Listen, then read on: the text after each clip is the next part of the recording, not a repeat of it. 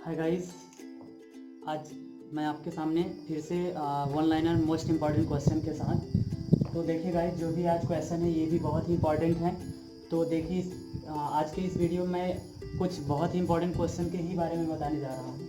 तो देखिए क्या है, जैसे क्वेश्चन एग्ज़ाम में आता है कि शुद्ध जल होता है क्या, उसकी प्रकृति कैसी होती है, क्षारीय होती है कि अम्लीय होती है कि उदासीन। तो शुद्ध जल की अगर बात करें तो भाई इसकी जो प्रकृति होती है, इसकी जो नेचर होती है वो क्या होता है, उदासीन होता है। मतलब कि शुद्ध जल अगर है तो उस पर इलेक्ट्रिक का प्रवाह एकदम नहीं होगा। तो इस कारण से हम शुद्ध जल की प्रकृति कैसी होती है बताएंगे, उदासीन होती है। भूरा कोयला के नाम से जाना जाता है किसको, लिग्नाइट। लिग्नाइट कोयले का एक प्रकार है। इस लिग्नाइट कोयले के प्रकार को हम किस नाम से जानते हैं, भूरा कोयला के नाम से जानते हैं। उच्च कोटि का कोयला है क्या, सबसे उच्च कोटि का कोयला किसे माना जाता है, बिटुमिनस को। बिटुमिनस को 10 मोल जल का द्रव्यमान कितना होता है, 180 मिलीग्राम। तो देखिए जहाँ तक बात है कि ये 10 मोल, तो मोल की अगर हम बात करें तो भाई जो मोल होता है ये क्या दिखाता है कि मतलब कि अणुओं की संख्या को बताता है। 10 मोल बराबर मतलब 1 मोल बराबर 6.023 गुणे 10⁻23 अणु। जैसे कि अगर हम बात करें तो हमारा जो एक मोल होता है ना वो किसके बराबर होता है, 6.0223 गुणे 10⁻23 अणु। तो इसका मतलब 10 मोल बराबर 10 का यहीं गुणा कर लीजिए, 10⁻24 हो जाएगा, 6.0223 गुणे 10⁻24 अणु हो जाएगा।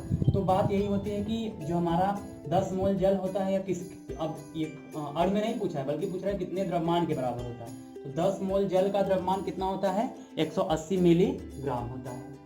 भारी जल जिसको हम ड्यूटेरियम ऑक्साइड D2O के नाम से जानते हैं, इसको और किस नाम से जानते हैं, विवाहित जल के नाम से जाना जाता है, ड्यूट्रेटेड वाटर। सूखी बर्फ क्या होता है, या ड्राई आइस कह सकते हैं। ड्राई आइस को पूछ लेता है कभी कभी, ड्राई आइस के नाम से किसे जानते हैं।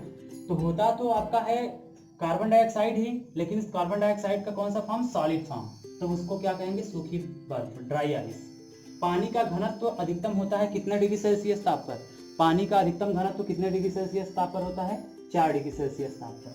मानव अस्थि मतलब कि जो मानव होते हैं उनके हड्डियों में जो पाया जाने वाला मुख्य तत्व होता है वो कौन सा होता है, फास्फोरस पी। फास्फोरस पी होता है। किंग ऑफ केमिकल्स, रसायनों का राजा किसे कहते हैं, सल्फ्यूरिक अम्ल H2SO4 को। हीरा का 1 कैरेट किसके बराबर होता है, हीरा का 1 कैरेट 200 मिलीग्राम mg के बराबर होता है, 200 mg। जल का शुद्धतम रूप, सबसे ज्यादा शुद्धतम रूप या डिस्टिलेटेड अशुद्ध जल की बात करें तो वो तो होता ही है। इसके अलावा जैसे हम देखें कि जो हमारा वर्षा का जल होता है अगर पृथ्वी के संपर्क में नहीं आता है और एटमॉस्फेयर में भी फिलहाल आने के बाद तो प्रदूषित हो जाता है, अशुद्ध हो जाता है। लेकिन जब वर्षा का जल जो माना जाता है उसको जल का शुद्धतम रूप माना जाता है, अर्थात उसकी भी प्रकृति कैसी होगी, वही उदासीन ही प्रकृति का होगा, उसमें धारा का प्रवाह नहीं होगा। पौधे नाइट्रोजन को किस रूप में लेते हैं भाई, नाइट्रेट्स के रूप में, NO3 फॉर्म में लेते हैं हमेशा, NO3 के फॉर्म में, मतलब NO3 2- के फॉर्म में लेते हैं। फिर आगे देखिए, वायु में रेडान जो आर्यन होता है। देखिए भाई अक्रिय गैस हमारा वर्ग 18 या 0 समूह को हम अक्रिय गैस के नाम से जानते हैं, जो हमारा आवर्त सारणी में पी ब्लॉक में एकदम लास्ट में होता है। तो उसमें hydrogen helium, neon, argon, krypton, xenon, radon अक्रिय गैस उपस्थित होते हैं। तो जो मतलब हमारा कैंसर के उपचार में प्रयोग किया जाता है वही रेडान ही होता है। और यही रेडान ऐसा तत्व होता है, ऐसा नोबेल गैस है या ऐसा अक्रिय गैस है जो मतलब कि वायु में जिसकी प्रसवता नगण्य होती है या नहीं पाया जाता है। कैंसर के उपचार में इसी रेडान का ही प्रयोग करते हैं, जो कि एक उत्कृष्ट गैस है या अक्रिय गैस है या नोबेल गैस है। तो कैंसर के उपचार में प्रयुक्त उत्कृष्ट गैस क्या है, रेडान है। कौन सी अक्रिय गैस यौगिक बना सकती है, तो केवल ज़ेनान एक एक्सेप्शनल है कि जो यौगिक का फॉर्मेशन कर सकते हैं, नहीं तो भाई ये अक्रिय है तो ना ही किसी को इलेक्ट्रॉन देंगे ना ही किसी से इलेक्ट्रॉन लेंगे, तो इसमें यौगिक बनाने की टेंडेंसी शून्य होती है। लेकिन ज़ेनान एक एक्सेप्शन है, अपवाद है।